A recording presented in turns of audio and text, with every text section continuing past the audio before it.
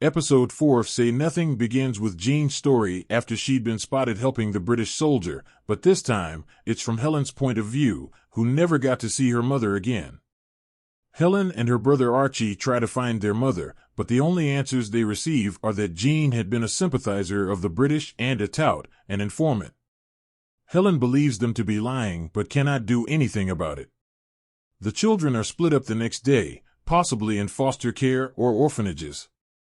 Meanwhile, the narrative shifts back to Brendan and his team, who are in serious need of ammunition.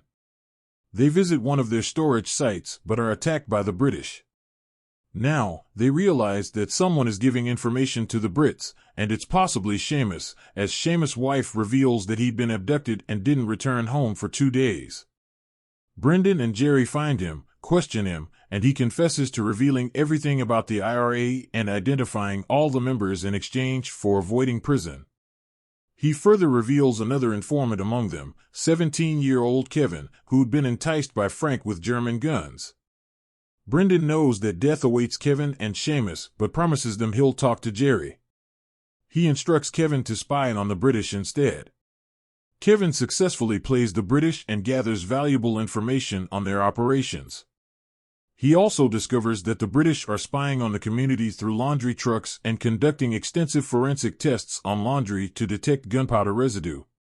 Brendan and Jimmy ambush a laundry truck, successfully destroying the British surveillance. After celebrating their victory, Brendan finds Kevin and Seamus gone and later realizes that Jerry had them sent for execution.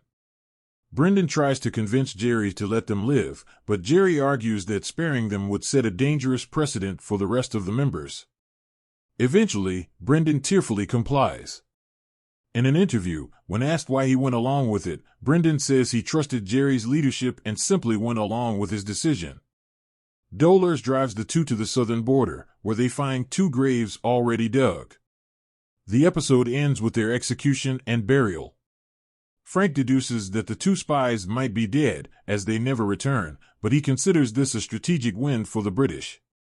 By exposing informants, the British force the IRA to eliminate their own members, creating internal distrust while gaining intelligence.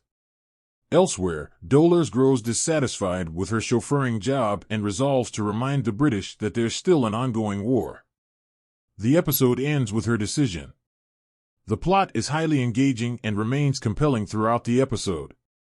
The emotional ending reinforces the recurring idea that, while the show centers on the Price sisters and their role as IRA revolutionaries, it delves into deeper, more complex questions. How far are individuals willing to go before they reach their breaking point? By the conclusion, the narrative effectively juxtaposes 2 starkly different realities: one, a land steeped in bloodshed where children are killed daily, and the other, a place of relative peace where people live ordinary lives, far removed from danger, cherishing small joys that those across the border can only dream of. This contrast evokes deep sympathy from viewers, particularly as Dolores decides to remind the British of the very real and ongoing conflict in her homeland, one that many have chosen to ignore.